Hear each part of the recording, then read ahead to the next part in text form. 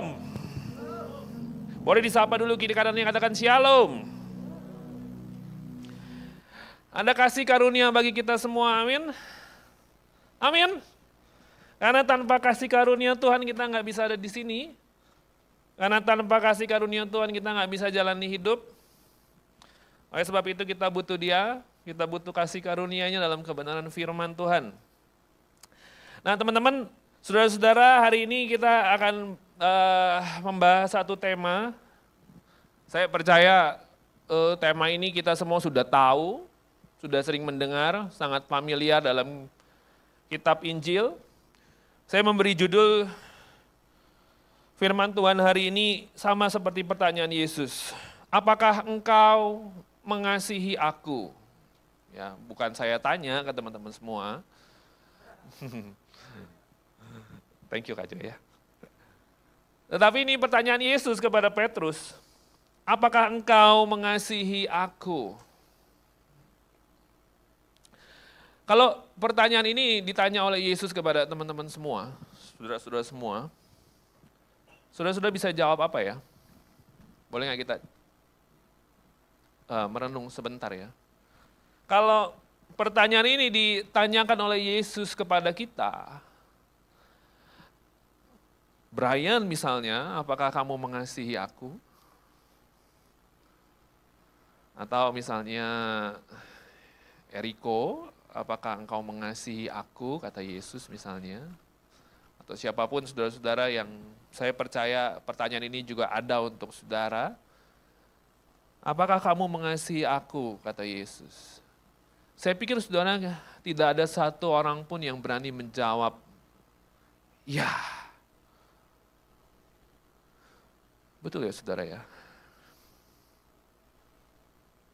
Ya, kalau mungkin kita bisa jawab iya, ya, terus kita bilang gini, tapi Tuhan, betul ya? Saya pikir nggak ada yang berani bisa jawab, iya, saya mengasihi kamu Tuhan. Oh kita pede banget. Saya pikir nggak ada yang berani. Kalaupun kita berani jawab iya, kita akan bilang, iya, tapi Tuhan, mungkin kau tahu saya masih seperti ini. Tetapi sebetulnya pertanyaan ini adalah pertanyaan yang sangat mendasar dalam hidup ini. Pertanyaan yang sangat tajam, pertanyaan yang sulit dijawab. Tetapi pertanyaan ini adalah pertanyaan yang sebenarnya memperlihatkan seluruh isi hati kita. Seluruhnya. Dan pertanyaan ini sebetulnya menjadi alasan mengapa kita beribadah. Mengapa saudara taat. Mengapa saudara berusaha untuk mengejar perubahan hidup? Sebetulnya pertanyaan ini adalah alasan mengapa saudara melayani. Mengapa saudara bertahun-tahun melakukan sesuatu bagi Tuhan. Jadi sebenarnya pertanyaan ini adalah segalanya saudara. Pertanyaan ini sebenarnya sangat tajam, menusuk, membongkar. Tapi juga pertanyaan ini sebetulnya pertanyaan yang mengubahkan seharusnya. Dan pertanyaan ini diberikan kepada Petrus. Mari kita melihat bersama-sama di dalam Yohanes 21. Kita akan melihat ayat 1 sampai yang ketiga. Boleh kita baca bergantian, saya yang pertama, saudara-saudara yang kedua, dan saya yang ketiga lagi. Ya, ayatnya masih panjang. Yohanes 21 ayat 1, demikianlah firman Tuhan, kemudian Yesus menampakkan diri lagi kepada murid-muridnya di pantai Danau Tiberias. Dan ia menampakkan diri sebagai berikut, silakan saudara membacanya.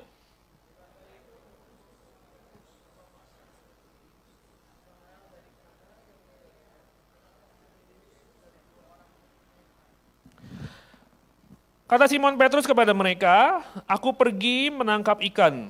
Kata mereka kepadanya, kami pergi juga dengan engkau. Mereka berangkat lalu naik ke perahu, tetapi malam itu mereka tidak menangkap apa-apa. Nah, saudara-saudara, pasal ini mencatat sebuah cerita. Jadi kalau kita membahas daripada minggu-minggu sebelumnya, kita membahas tentang bagaimana Yesus menyatakan diri kepada banyak orang, kepada murid-murid.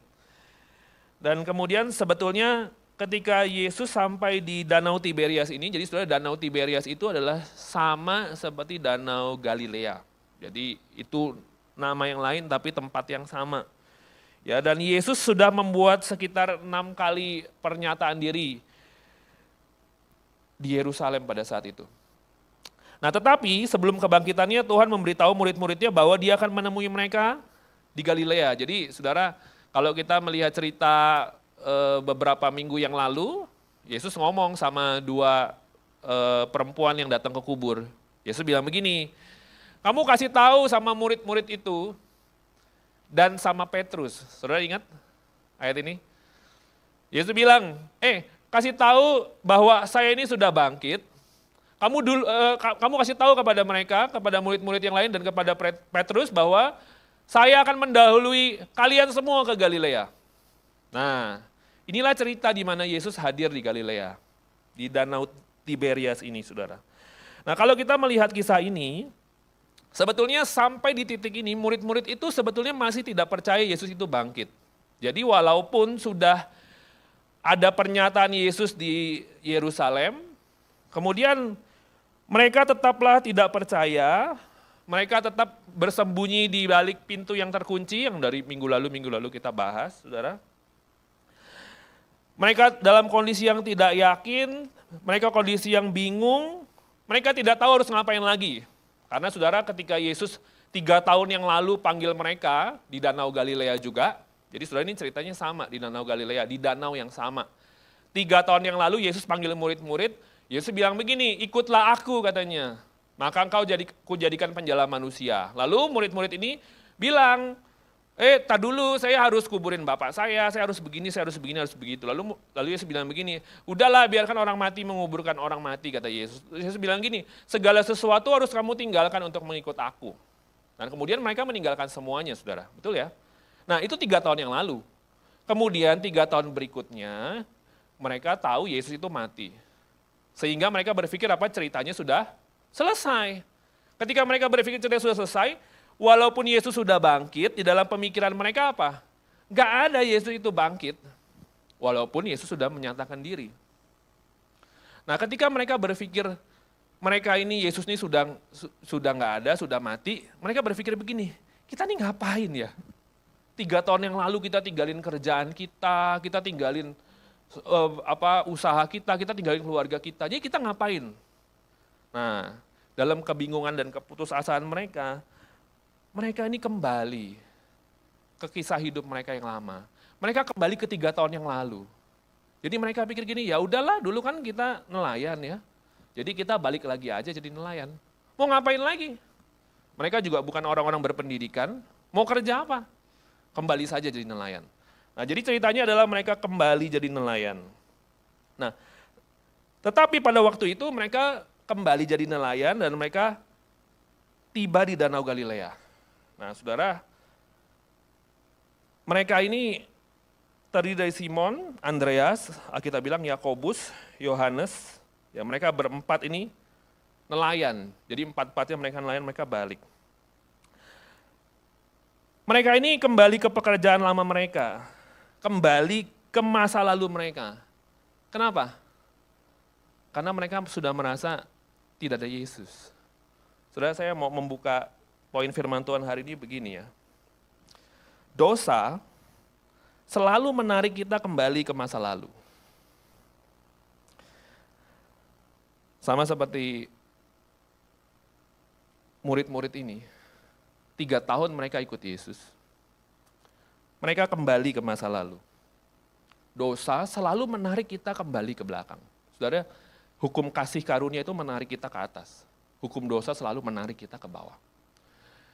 Dan dosa selalu membawa kita terjebak di dalam diri manusia lama, karena murid-murid ini berpikir, dulu kan saya nelayan ya, walaupun 3 tahun yang lalu di danau yang sama, Yesus bilang, kamu akan kujadikan penjala manusia, artinya kan Yesus sudah kasih visi dan tujuan yang baru.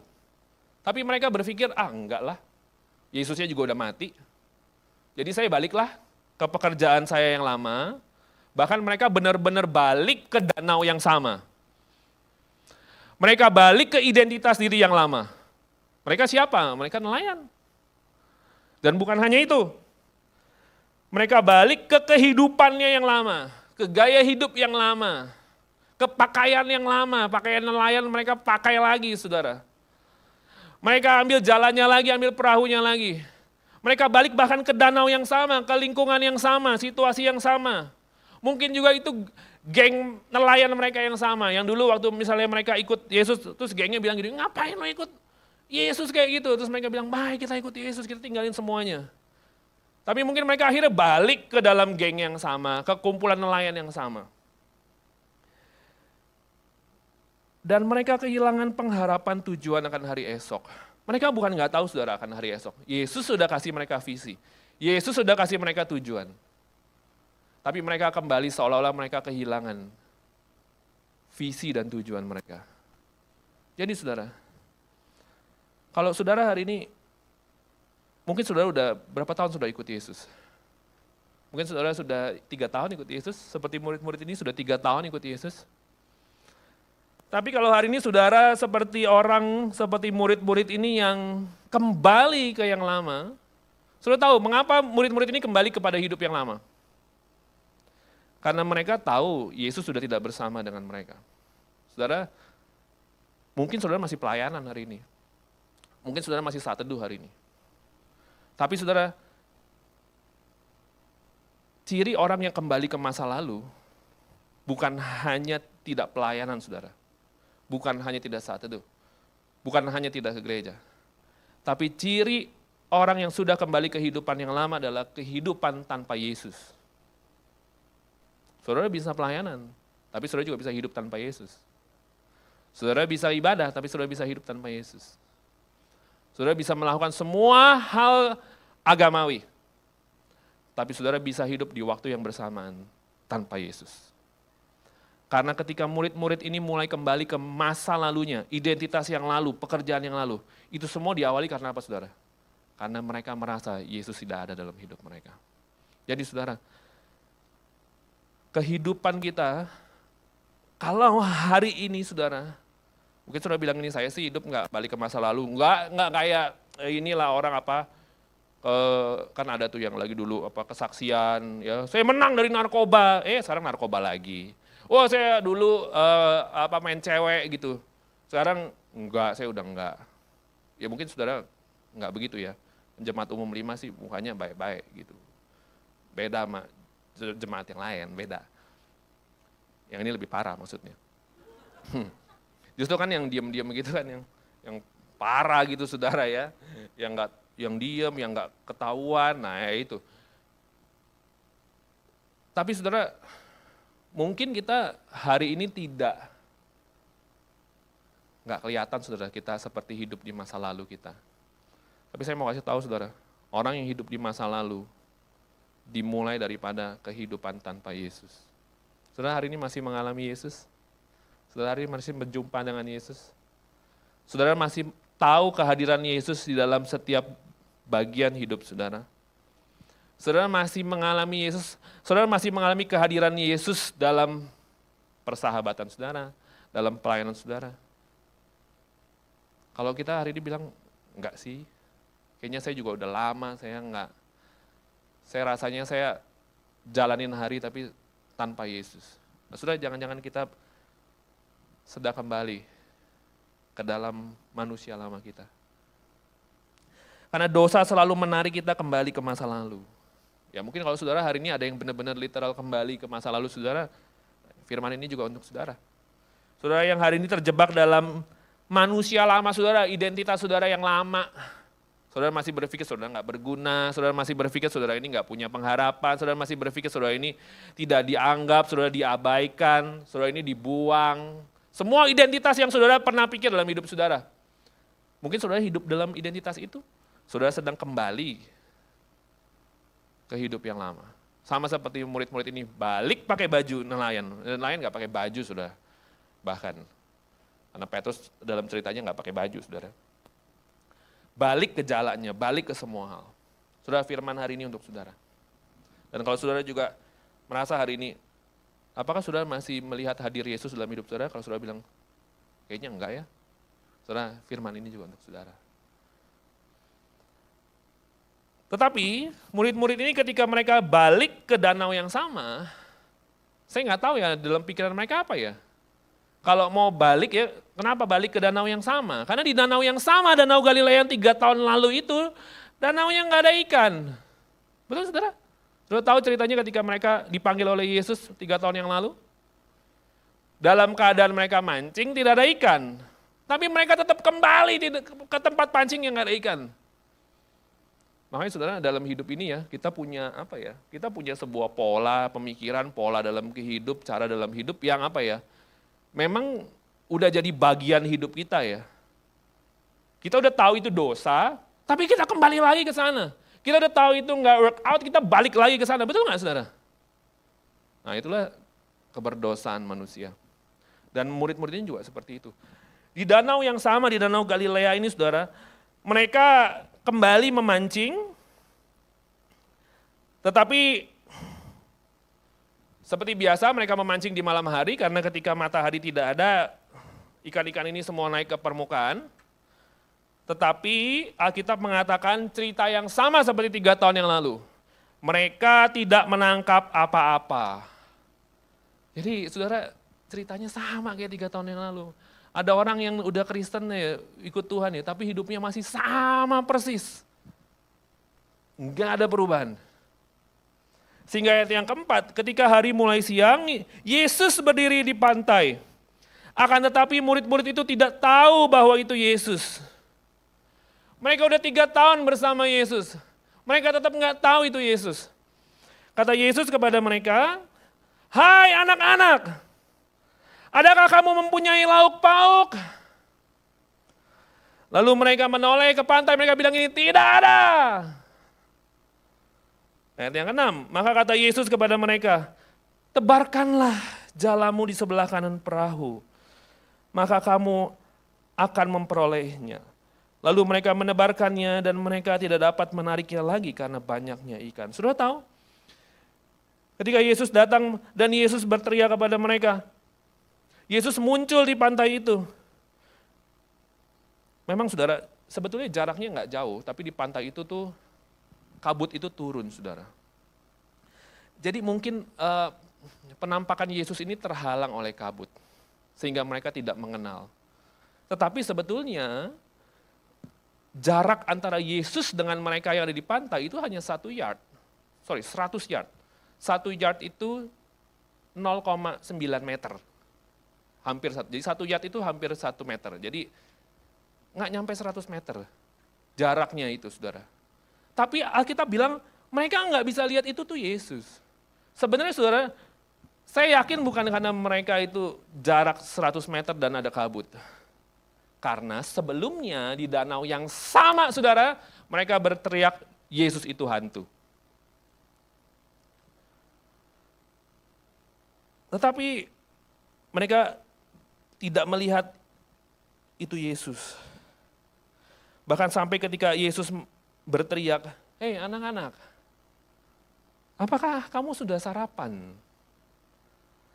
Kamu udah makan?" Mereka tetap tidak mengenali suaranya. 3 tahun mereka bersama dengan Yesus. 3 tahun sepertinya tidak berarti. Mereka tetap tidak kenal suara Tuhannya. Dan mereka menjawab, tidak ada. Kalau mereka tahu suaranya harusnya mereka mikir ya, kayaknya saya kenal suaranya. Tapi mereka jawab, tidak ada. Sudah berapa lama saudara ikut Yesus? Apakah saudara tahu suara yang menuntun saudara? Seberapa lama saudara ikut Yesus? Apakah saudara tahu perkataan-perkataan yang ada di dalam pikiran dan hati saudara itu adalah perkataan Yesus? Mungkin kita sama seperti mereka, kita nggak kenal saudara. Karena ternyata lamanya kita ikut Tuhan tidak menunjukkan seberapa dalam kita mengenal Dia. Karena ternyata banyaknya pelayanan tidak menunjukkan seberapa kita sungguh-sungguh mengenal Dia. Karena mungkin ada dalam pilihan-pilihan dalam hidup kita tahu kita harus pilih yang baik, tapi kita nggak pilih yang baik. Mungkin ada banyak pilihan-pilihan dalam hidup kita, kita tahu ini suara Tuhan, tapi kita tetap tidak menangkapnya. Saudara, itulah murid-murid Yesus.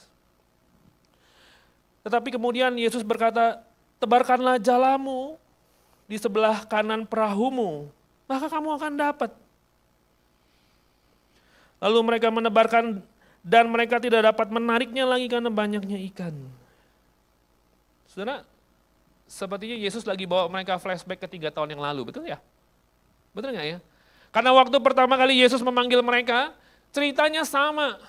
Mereka setelah mereka menjala ikan, mereka nggak dapat apa-apa, mereka frustasi karena semalaman nggak dapat apa-apa, lalu Yesus ngomong begini, tebarkan jalamu. Lalu mereka menebarkan jala mereka 3 tahun yang lalu, dan mereka menangkap banyaknya ikan sampai perahu mereka hampir tenggelam. Tapi 3 tahun kemudian, seperti seolah-olah Tuhan harus kembali ke cerita yang paling awal. Seperti orang-orang ini 3 tahun ini kayaknya kok nggak ada apa ya, nggak ada kemajuan. Sehingga Yesus benar-benar putar cerita ulang dan Yesus bilang ini, tebarkan jalamu di sebelah kanan, maka kamu akan peroleh. Lalu mereka seperti hal yang sama 3 tahun yang lalu, mereka polos banget, mereka tebarkan lagi jala. Dan di sana mereka menangkap banyak ikan. Dan di sana mereka baru sadar bahwa itu Yesus. Saudara, apakah hari ini saudara-saudara sedang dibawa Tuhan kembali ke sebuah cerita dalam hidup yang sama seperti yang lalu? Kok saya diginiin teman saya lagi ya? Kok saya kayaknya pernah ngalamin kayak gini lagi ya? Tuh, saya kayaknya tahu tuh, ini pernah kejadian di hidup saya ini dulu. Saudara, mengerti maksud saya? Ada dalam hidup saudara hari-hari ini yang seperti saudara dibawa ngulang kejadian yang kemarin lagi. Ada saudara? Itu bukan karena Tuhan itu tidak tahu hidup saudara, justru karena Tuhan tahu hidup saudara. Kenapa? Karena yang kemarin saudara tidak mengerti. Tuhan itu ulang ceritanya dalam hidup saudara, supaya saudara mengerti, supaya saudara tahu hadir Yesus di hidup saudara. Dan sama seperti cerita ini saudara, seperti murid-murid ini dikembalikan ke dalam panggilan yang semula. Jadi Yesus sengaja hadir di danau yang sama, cerita yang sama, kondisi yang sama. Kenapa saudara? Yesus mau mengembalikan mereka kepada panggilan yang semula. Apa saudara panggilan yang semula? Saya tulis seperti ini saudara.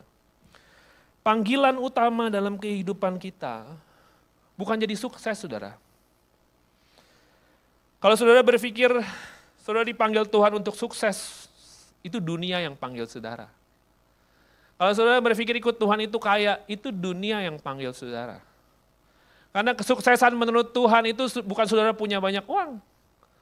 Karena kesuksesan menurut Tuhan itu bukan waktu saudara akhirnya menikah dan memiliki banyak anak. Dan saudara punya rumah idaman, mobil idaman. Dan saudara punya hidup yang berbahagia. Itu bukan panggilan saudara. Kalau saudara sampai hari ini berpikir ikut Tuhan, Yesus akan penuhi itu semua. Saudara ikut Yesus yang salah. Kalau saudara berpikir ikut Tuhan semua pasti doa-doa saudara dijawab, saudara sedang ikut Yesus yang salah. Karena panggilan utama kehidupan kita saudara. Kalau sukses menurut dunia waktu saudara punya semua yang saudara mau. Tapi kesuksesan menurut Tuhan apa saudara? Waktu saudara menemukan panggilan Tuhan dan menggenapinya. Makanya banyak murid kecewa waktu tahu panggilan Yesus bukan jadi kaya. Panggilan Yesus bukan bisa mengalahkan Romawi. Banyak orang kecewa. Saudara, saya mau kasih tahu di awal supaya saudara gak kecewa dalam perjalanan iman saudara. Karena panggilan utama kehidupan kita adalah untuk kita hidup bagi Kristus. Dengan kita mati terhadap dosa dalam kematiannya. Kita udah belajar kemarin tentang kematian dan kebangkitan Kristus. Itulah panggilan kita saudara. Apa arti saudara ikut Yesus sangkal diri pikul salib? Panggilan kekristenan adalah apa? Mengikut dia, sangkal diri, pikul salib. Itu panggilan hidup kita saudara. Benar-benar sudah tidak, nggak enak ya saudara ya. Bukan seperti apa impian kita. Karena panggilan utama hidup kita adalah untuk kita hidup bagi Kristus, dengan kita mati terhadap dosa dalam kematiannya, dan kita hidup dengan pengharapan dalam kebangkitannya, serta bawa segala bangsa kepada Kristus. Bukan hal yang kita cari ya sepertinya ya saudara. Tapi inilah panggilan kita saudara. Adakah saudara hari ini, saudara masih mati terhadap dosa? Apakah saudara hari ini dosa yang hidup di dalam saudara atau Kristus yang hidup di dalam saudara? Kalau saudara hari ini masih struggle dalam dosa yang sama, emosinya yang meledak-ledak lagi, kenajisan lagi, saudara, saya tahu itu perjuangan saudara. Tapi artinya apa sih saudara? Kita masih hidup di dalam dosa. Kita tidak mati terhadap dosa. Panggilan utama hidup kita adalah kita mati terhadap dosa. Dan kita hidup dalam pengharapan kebangkitan. Saudara tahu hidup pengharapan kebangkitan apa? Saya udah jelasin lagi itu. Hidup dalam pengharapan kebangkitan apa? Hidup dalam pengharapan saya bisa serupa seperti Yesus. Saya nggak tahu kata serupa seperti Yesus jadi hal yang familiar nggak buat saudara. Tapi saya lihat saudara, saudara lihat deh, kalau saudara memperhatikan hal-hal kecil dalam hidup saudara, seringkali kita kembali ke hal yang sama lagi, hal yang sama lagi, hal yang sama lagi, hal yang sama lagi. Tapi saudara, ada sebuah pengharapan ketika Yesus mati bagi saudara. Saudara bisa menang daripada semua itu.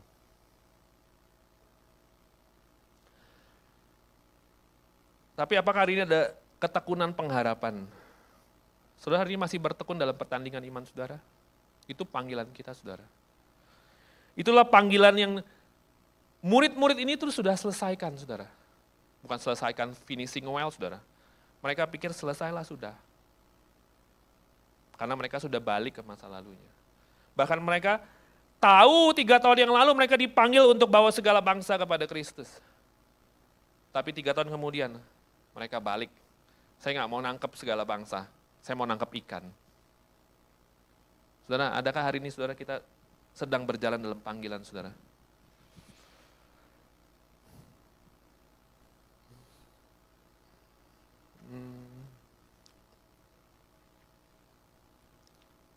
Saya sungguh-sungguh berpikir bahwa kehidupan Kristen sangat tidak mudah, saudara. Jadi saya sungguh-sungguh tidak pernah mau menguatkan saudara dengan khotbah yang motivasi, saudara. Karena berat sekali saudara mengikut Tuhan. Dan saudara akan melihat, saya akan bagiin sama saudara ya. Apa arti jawaban Petrus? Ya Tuhan, saya mengasihi Engkau. Jawaban ya Tuhan, saya mengasihi Engkau yang diminta oleh Yesus sangat berbeda dengan jawaban-jawaban yang kita pikirkan dalam hidup kita. Saudara mengerti, saudara? Dan saya mau bilang gini, saudara. Keselamatan itu tidak semudah seperti kita ngomong syahadat Kristen. Loh, ini syahadat Kristen apa, saudara? Shema Israel, Adonai Eloheinu, Adonai Ehad. Itu kan syahadat Kristen, saudara. Lalu diubah dalam pengakuan iman rasuli. Dan kita percaya itu sebagai ketika kita mengucapkan itu, kita selamat. Tapi saudara, saya mau teguhkan saudara, keselamatan tidak semudah mengucapkan hal itu. Sehingga saya setiap kali saya khotbah, saya mau meneguhkan saudara, untuk saudara berjalan di dalam keselamatan saudara. Karena banyak orang berseru-seru Yesus, Yesus, dan saya sudah banyak pelayanan, tapi ternyata tidak sampai kepada kehidupan yang kekal. Jadi saudara, saya sungguh-sungguh sedang mau meneguhkan iman saudara untuk kita suatu saat nanti berkumpul bersama-sama dalam kerajaan Allah. Karena saudara, orang yang berseru-seru kepada Tuhan, Yesus, Yesus, saya udah pelayanan, saya udah usir setan, itu lebih hebat daripada kita saudara pelayanannya saudara. Saya jarang saudara pelayanan usir setan saudara. Jarang.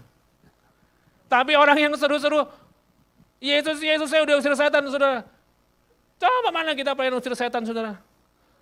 Nonton pemandi jenazah atau apa juga takut saudara. Ngusir setan. Enggak, tapi saudara gini, kalau saudara mau tahu hati saya ya, saya setiap kali saya khotbah, saya mau meneguhkan panggilan saudara. Karena perjalanan iman, perjalanan keselamatan, bukan sekedar perjalanan pelayanan, bukan perjalanan agamawi. Karena keselamatan dibeli dengan harga yang mahal oleh darahnya. Sehingga saudara kita meresponinya tentu tidaklah dengan mudah. Dan itulah panggilan kita. Ayat yang ke-7. Maka murid yang dikasihi Yesus itu berkata kepada Petrus, itu Tuhan. Yang ngomong itu bukan Petrus, yang ngomong itu murid yang dikasihi Yesus. Siapa murid yang dikasihi Yesus? Yohanes. Pede banget ya dia. Dia yang nulis sendiri ayat ini.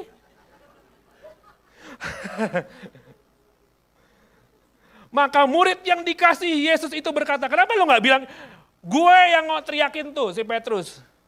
Ya tapi ya udahlah. Saudara tahu gak mereka berebut tempat dalam kerajaan Allah? Siapa yang duduk di sebelah Yesus? Lalu mak-maknya mereka bilang juga sama Yesus, Yesus anak gue juga boleh dong nanti di dalam kerajaan Allah duduk di sebelah lu. Saudara mengerti ya, tapi ya udahlah. Yohanes bilang, maka murid yang dikasihi Yesus itu berkata kepada Petrus, itu Tuhan. Karena ternyata murid yang dikasihi Yesus itu mungkin dia yang lebih mengenal Tuhannya daripada Petrus. Ketika Petrus mendengar bahwa itu adalah Tuhan, maka ia mengenakan pakaiannya sebab ia tidak berpakaian lalu terjun ke dalam danau. Murid-murid yang lain datang dengan perahu karena mereka tidak jauh dari darat. Saya bingung ya kalau udah nggak jauh dari darat, oh ya di air ya by the way. Murid-murid yang lain datang dengan perahu karena mereka tidak jauh dari darat. Kira-kira hanya 200 hasta saja dan mereka menghela jala yang penuh ikan itu. Saudara tahu apa maksudnya saudara? Mau seberapa pun saudara kita mencari Tuhan ya, saudara tidak pernah bisa menemukan dia. Sebelum dia sendiri datang sama hidup saudara. Karena kita percaya pesan Injil itu apa sih saudara? Dia telah jalan lebih dulu daripada saudara jalan. Waktu dia bilang saya mendahului kamu ke Galilea, sungguh-sungguh dia sudah ada di Galilea saudara. Sebelum murid-muridnya menemukan dia saudara, pesan Injil itu ngomong apa sih? Saya sudah menemukan engkau.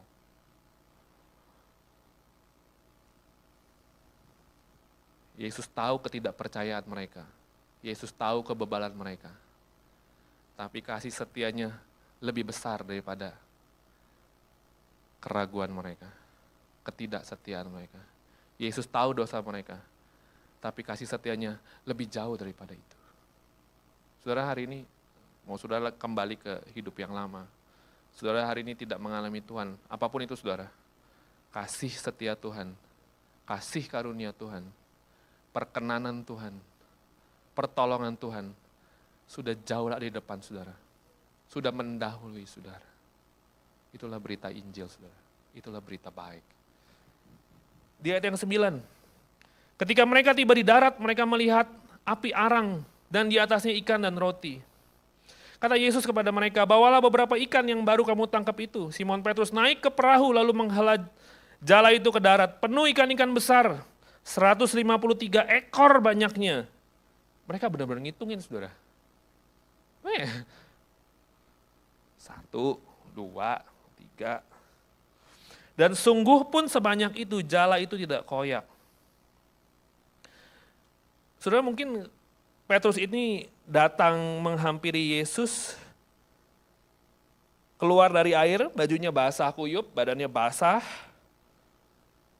Dia ketemu dengan orang yang dia pernah sangkal 3 kali. Betul saudara?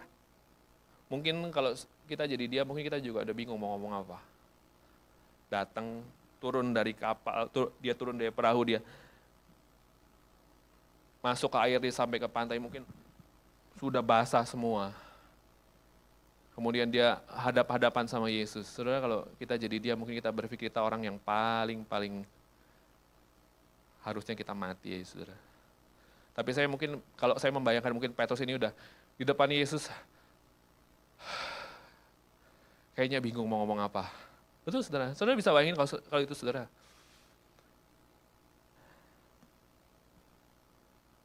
Ketika Yesus ada di depannya Petrus melihat api arang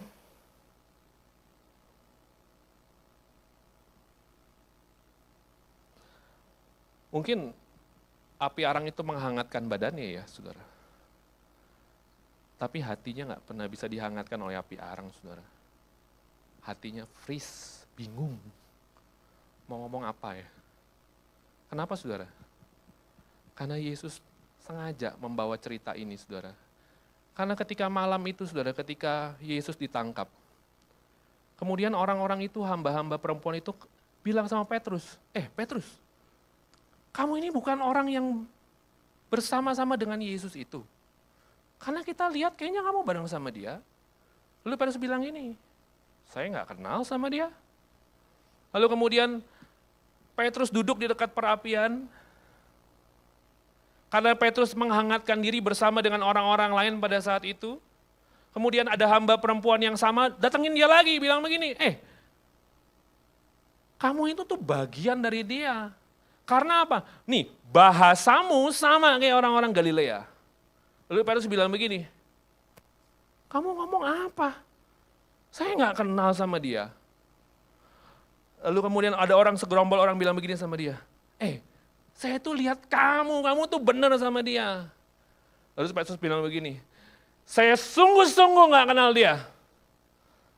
Seketika juga ayam itu berkokok. Dan itu terjadi di mana, saudara? Di depan perapian itu, saudara. Ketika Yesus menampakkan diri, saudara. Di depan Yesus ada perapian.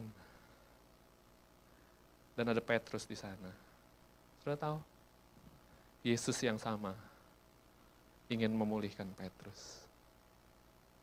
Saudara, kalau saudara ada dalam kejadian yang sama, struggle yang sama, saudara harus tahu hati Yesus. Dia rindu memulihkan saudara. Dia rindu memulihkan panggilan saudara. Dia rindu memulihkan seluruhnya hidup saudara. Ayat yang ke-12, kata Yesus kepada mereka, marilah dan sarapanlah.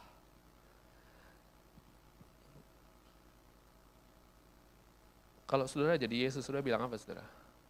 Woi, sialan lu kemarin lu. Saudara bisa kasih makan orang yang hianatin saudara? Ngelihatnya aja nggak bisa ya saudara ya. Tapi hati Yesus nggak gitu saudara. Berulang kali kita jatuh saudara. Yesus nggak pernah datang saudara dengan kemarahan. Betul saudara? Berapa kali saudara dibawa kepada kondisi saudara yang lama dan saudara berespon yang sama berulang-ulang. Tapi dia nggak pernah marah sama saudara. Kata Yesus kepada mereka, marilah dan sarapanlah. Tidak ada di antara murid-murid itu yang berani berkata kepadanya, siapakah engkau? Sebab mereka tahu bahwa ia adalah Tuhan. Yesus maju ke depan, mengambil roti, dan memberikannya kepada mereka. Demikian juga ikan itu. Jadi saudara, benar-benar saudara dikasih makan roti pakai ikan, saudara. Sandwich isi tuna, saudara. Kalau saudara bisa bayangin ya. Tapi saudara tahu hatinya Tuhan buat hidup saudara?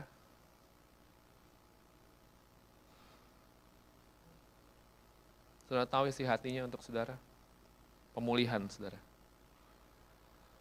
Kalau saudara hari ini merasa semua yang terjadi di hidup saudara itu berat, itu menurut saudara, isi hati Tuhan, pemulihan untuk saudara. Kesembuhan untuk saudara. Dan itulah ketiga kalinya Yesus menampakkan diri kepada murid-muridnya sesudah ia bangkit dari antara orang mati.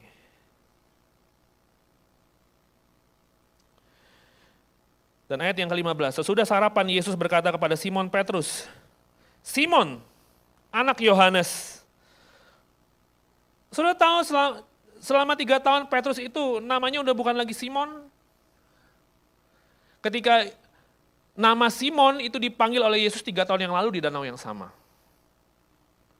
Tetapi di dalam perjalanan mereka, Yesus sudah mengubah nama Simon menjadi Petrus, menjadi Kefas. Yang artinya apa saudara? Batu karang. Tapi saudara ini bukan batu karang saudara, ini batu kerikil saudara.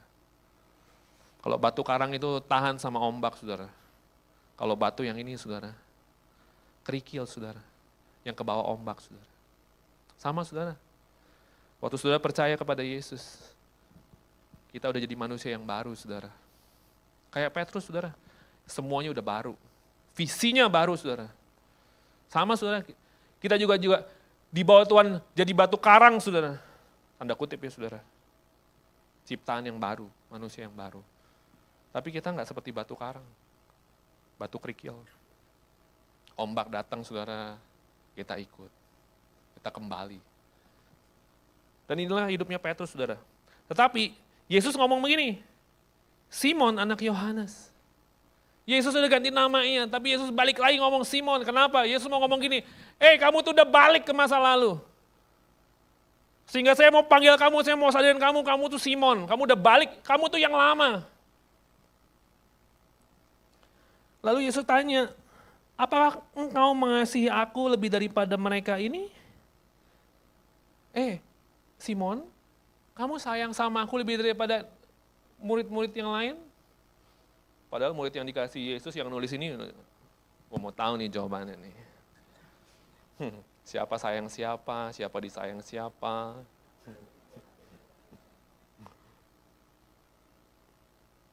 Kenapa Yesus nanya kayak gitu saudara? Kenapa Yesus nanya, Simon, apakah kamu mengasihi aku lebih daripada mereka yang lain? Karena di malam terakhir itu saudara, Simon bilang gini, Yesus, kemana engkau pergi aku ikut, mati pun aku ikut bersama dengan engkau. Murid yang lain gak ada yang berani ngomong gitu saudara. Tapi Alkitab bilang, murid yang lain semua mengangguk. Tapi gak ada yang berani ngomong seperti Simon. Apa maksud Yesus saudara? Yesus bukan lagi sedang menyindir Petrus saudara. Yesus sedang memulihkan dia. Saudara, tidak ada dalam satu bagian dalam hidup saudara, Yesus Tuhan mempermalukan saudara. Tidak ada satu bagian dalam hidup saudara di mana Allah berbuat jahat sama saudara. Tapi semua bagian, semua cerita, bahkan semua perkataan orang di bawah Tuhan memulihkan saudara. Sungguh-sungguh Yesus bilang, kamu sayang sama aku lebih daripada yang lain? Saudara, kalau saudara jadi Petrus, saudara berani jawab nggak saudara? Kalau saya nggak berani jawab, saudara udah kalah yang kemarin. Tapi Petrus jawab saudara, benar Tuhan, engkau tahu bahwa aku mengasihi engkau. Kata Yesus kepadanya, gembalakanlah domba-dombaku. Kata Yesus pula kepadanya untuk kedua kali, Simon, anak Yohanes, apakah engkau mengasihi aku? Yesus sudah nggak tanya lagi lebih daripada yang lain-lain. Dia tanya, apakah engkau mengasihi aku? Dia bilang gini, jawab Petrus kepadanya, benar Tuhan, engkau tahu bahwa aku mengasihi engkau. Kata Yesus kepadanya, gembalakanlah domba-dombaku. Kata Yesus kepadanya untuk ketiga kalinya, Simon, anak Yohanes, apakah engkau mengasihi aku? Maka sedih hati Petrus karena Yesus berkata untuk ketiga kalinya, apakah engkau mengasihi aku? Dan ia berkata kepadanya, Tuhan, engkau tahu segala sesuatu. Engkau tahu bahwa aku mengasihi engkau. Kata Yesus kepadanya, gembalakanlah domba-dombaku. Kenapa Yesus bertanya 3 kali saudara kepada Petrus? Karena 3 kali Petrus menyangkal Yesus. Kenapa perlu 3 kali Yesus nanya hal yang sama? Karena 3 kali Yesus mau memulihkan Petrus. Saudara, saya mau meneguhkan saudara hari ini. Berulang kali saudara dalam kondisi yang sama. Tuhan sungguh-sungguh sedang memulihkan saudara. Supaya saudara kembali kepada panggilan. Dan yang ketiga kali, maka sedih hati Petrus. Karena saudara tahu, ketika Petrus menyangkal Yesus yang ketiga kalinya, ayam berkokok, sedihlah hati Petrus. Menangislah Petrus dan pergilah Petrus berlari. Dan di cerita yang sama saudara, yang ketiga kali Yesus bertanya, apakah engkau mengasihi aku? Ceritanya sama saudara, sedihlah hati Petrus. Tapi sedihnya yang ketiga kali saudara, sedihnya apa? Pemulihan itu terjadi saudara. Tangisan pemulihan itu terjadi buat Petrus saudara. Saudara, hari ini saudara saya sungguh-sungguh berjalanlah di dalam panggilan saudara. Karena dalam semua hal, dia sedang mengembalikan kita kepada panggilan. Inilah pemulihan Petrus saudara, saya rincikan saudara. Kehidupan Petrus yang lama, perjumpaan pertama Petrus dengan Yesus di Danau Galilea. 3 tahun kemudian saudara, Apa yang sedang Yesus pulihkan? Identitas Petrus sebagai manusia baru.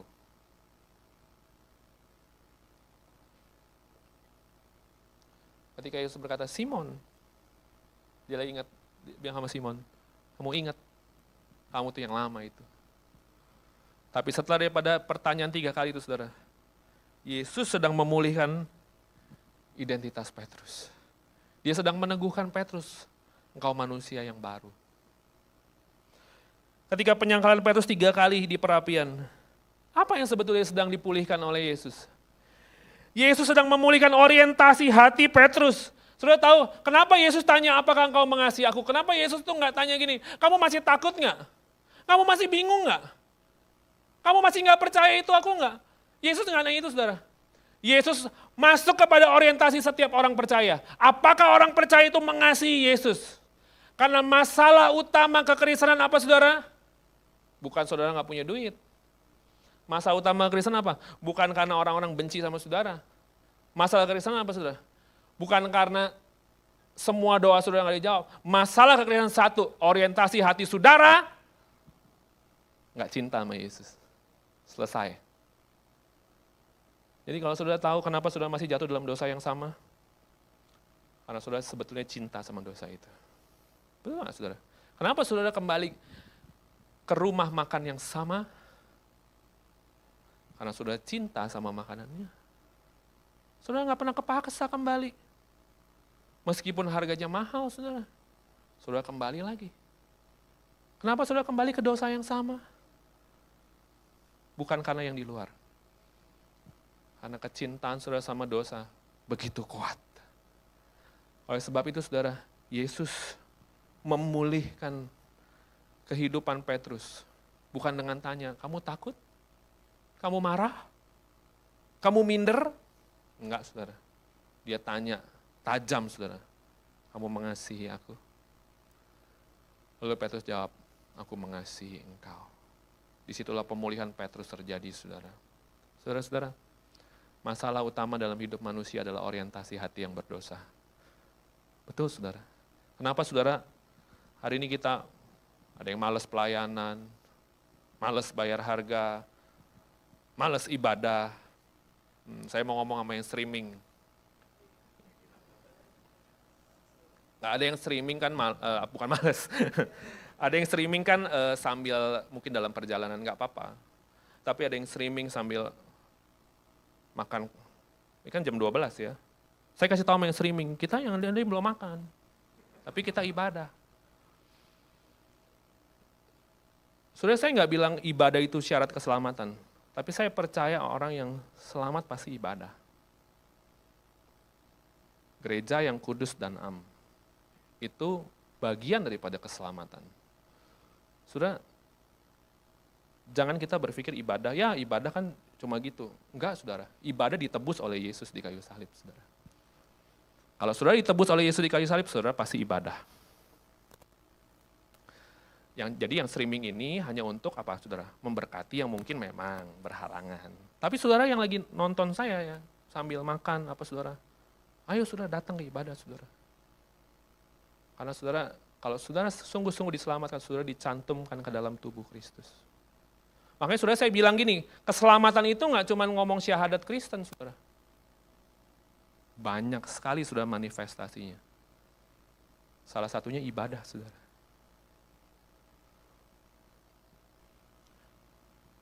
Dan kenapa orang nggak ibadah saudara? Saya lagi bridging mau kembali ke topik saudara. Karena orientasi hati saudara. Masalah hati. Udahlah saudara, gak usah kita ngomong becek, gak ada ojek, gak ada hujan saudara. Itu masalah hati. Kita nonton bioskop saudara, walaupun film setan kita mau on time saudara. Itu masalah hati udah saudara. Benar gak saudara? Semua saudara. Kesungguhan kita itu masalah hati saudara. Kita tuh bisa tahu kesungguhan itu, aduh ini apa sih?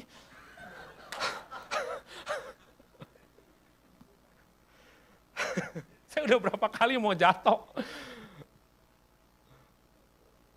Sampai mana? Nah, maksudnya gini saudara, kita tuh perlu jujur gini saudara, semua masalah kesungguhan di dalam kehidupan kita itu masalah orientasi hati. Bukan yang di luar. Makanya Allah selalu memulihkan orientasi hati, saudara. Kasih kita kepada Tuhan. Makanya saudara, kita ngomong hukum yang terutama dan terutama.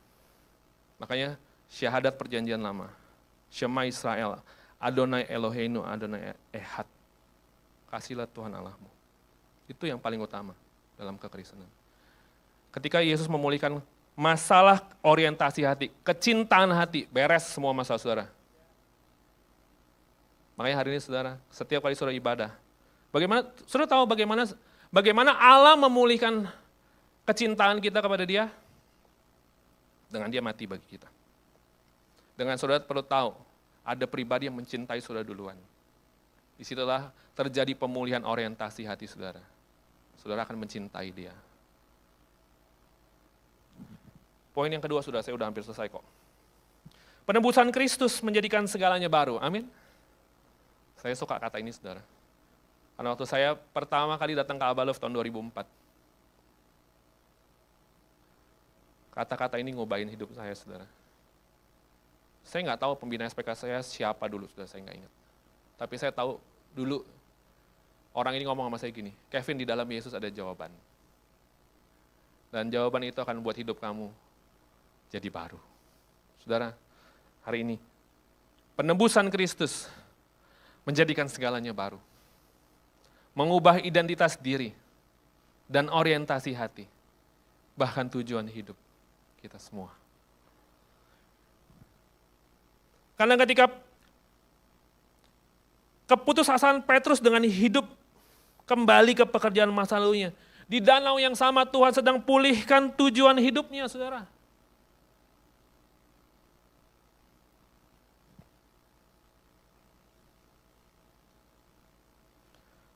Semua masalah orientasi, saudara, masalah orientasi hati, saudara, kekristenan itu bicara tentang kecintaan. Kecintaan kita dengan Allah dan kecintaan kita dengan sesama, betul saudara? Dan semua itu dibereskan oleh Yesus di kayu salib. Injil memulihkan orientasi hati saudara. Kalau saudara mau mengalami kemajuan rohani untuk saudara bertumbuh dalam pelayanan saudara, dalam ibadah, ya saudara yang lagi ibadah ya, yang streaming saudara. Saudara perlu tahu Yesus mati buat saudara.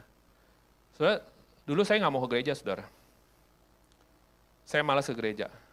Saya ingat cici saya tuh lagi masak, saudara. Masak Indomie, bukan masak yang lain, masak Indomie. Cici saya ngomong gini, lu tuh malas datang ibadah. Tahun 2004. Terus saya bilang gini, memang gua malas, gua gak punya teman. Saya ingat saudara, cici saya tuh ngomong kayak gini. Ini pertama kali dia ngomong, habis itu hidup saya berubah. Dia bilang gini, lu mesti tahu, Yesus mati buat lu. Dia bayar hidup lu, mahal harganya. Itu saudara percakapan kita nggak lama saudara. Tapi itu tuh kayak masuk dalam hati saya. Sampai hari ini saya ibadah saudara.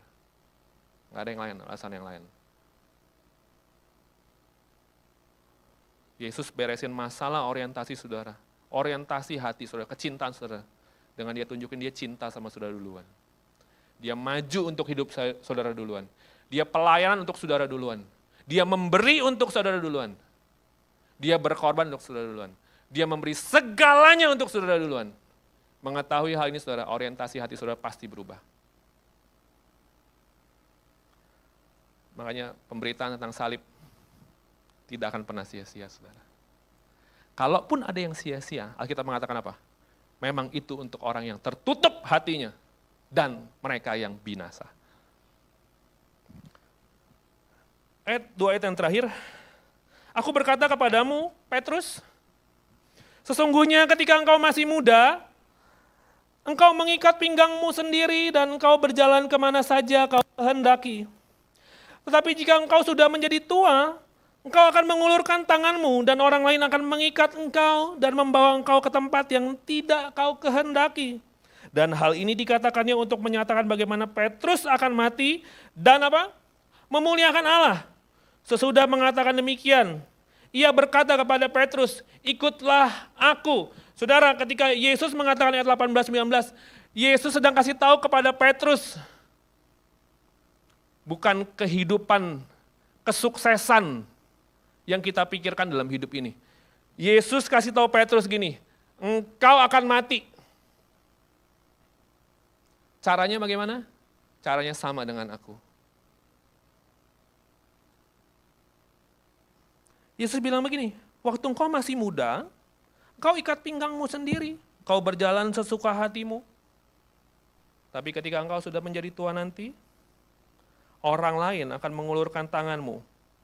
Orang lain akan mengikat engkau. Di mana tangan Petrus akan diikat? Di kayu salib, saudara. Karena Petrus yang berkata, aku mengasihimu Yesus, adalah Petrus yang akan disalibkan terbalik, saudara.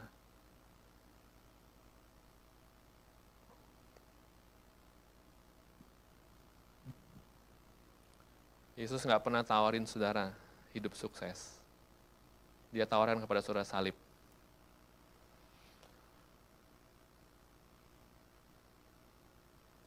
Dan kata-kata terakhir Yesus kepada Petrus apa saudara? Ini dia saudara. Ikutlah aku. Saudara, bukankah kata-kata ini pernah dikatakan Yesus 3 tahun yang lalu? Bukankah kata-kata ini pernah dikatakan Yesus waktu di kejadian yang sama, di danau yang sama, di cerita yang sama? Yesus mengatakan, ikutlah aku. Tapi kenapa 3 tahun kemudian setelah Yesus mati, Yesus perlu mengulang kata yang sama, ikutlah aku. Kenapa? Karena adalah sebuah kegagalan orang mengikuti Yesus tanpa melihat salib Yesus. Kau nggak bisa ikut Yesus kalau engkau nggak lihat salib Yesus. Setelah Yesus mati bagi kita semua, bagi Petrus, bagi murid-murid yang lain, Yesus mengulangi kata yang sama, ikutlah aku. Yesus mau ngomong begini, ikutlah aku. Dengan tujuan, dengan mata, dengan fokus yang baru, yaitu kepada salibku. Saudara-saudara, kita nggak akan pernah bisa ikut Yesus, saudara. Tanpa saudara lihat kepada salib Yesus. Karena pemulihan kita, perjalanan kita sebagai murid, hanya bisa dipulihkan waktu kita lihat salib Yesus. Nggak ada yang lain, saudara.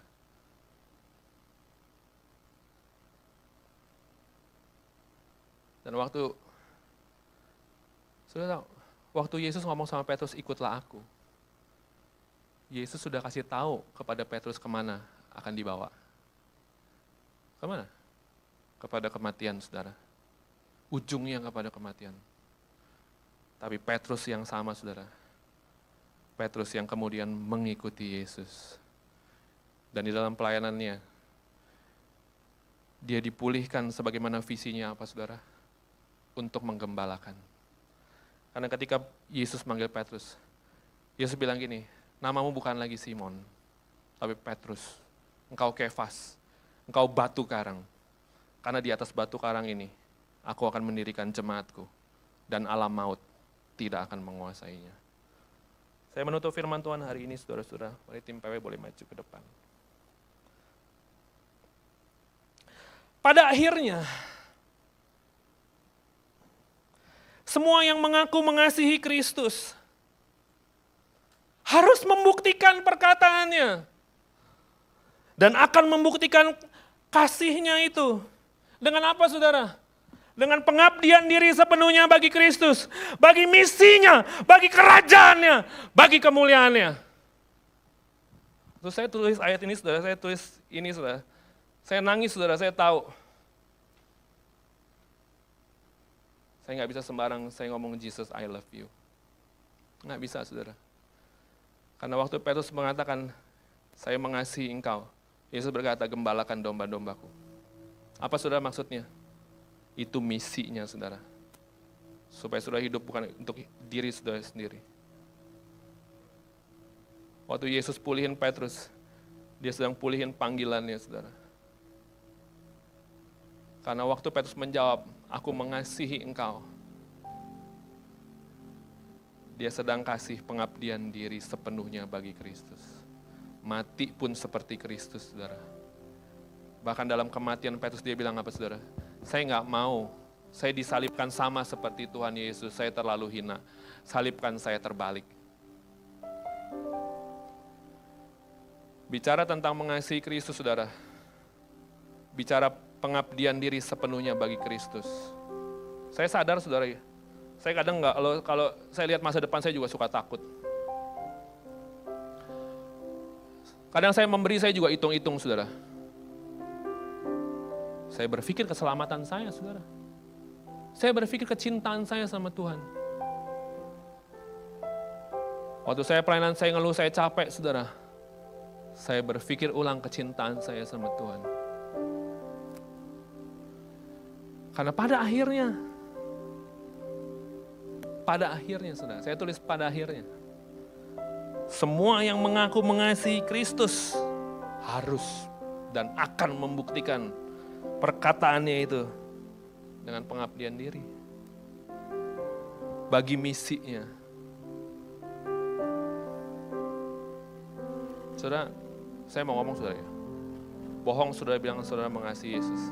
Saudara tidak mengasihi misinya. Kenapa Yesus berkata, saudara seakan-akan gak nyambung ya, waktu Yesus ngomong, gembalakan domba-dombaku. Apa kamu mengasihi aku? Ya, saya mengasihi kau, gembalakan domba-dombaku. Gak nyambung saudara sebenarnya. Tapi saudara mau tahu apa yang Yesus sedang kasih tahu? Yesus sedang kasih tahu hatinya, saudara. Kalau engkau mengasihi aku, engkau pasti mengasihi pekerjaanku. Engkau pasti mengasihi hatiku. Di mana hatiku? Kepada jemaatku. Saya nggak ngomong saudara jadi full timer, bukan. Saya mau perluaskan hati saudara bagi misi dan pekerjaan Tuhan. Kalau saudara sampai hari ini masih duduk di posisi yang sama kekristenan saudara, saudara nggak pernah tertarik urus jiwa, memenangkan jiwa, saudara, pada akhirnya itulah yang akan membuktikan kecintaan saudara kepada Tuhan. Bagi misinya, bagi kerajaannya, dan bagi kemuliaannya. Saudara, saya tulis ini, saudara. Saya tuh nyender tuh di kursi saya. Saya tahu, saya nggak mampu, saudara. Tapi saya tahu saya punya pengharapan kebangkitan. Saya tahu saya punya pengharapan karena Yesus sudah mati buat saya. Dan dia berkata, ikutlah aku. Saudara-saudara, hari ini, apakah saudara mengasihi dia? Saudara jangan langsung jawab. Tapi saudara perlu lihat dulu apa yang dia buat untuk hidup saudara. Sekali lagi saudara, pada akhirnya, kata saudara mengasihi dia akan terlihat dari pengabdian, dari bagaimana saudara memberi hidup untuk misinya, untuk kerajaannya, dan hidup untuk kemuliaan. Mari kita datang sama Tuhan.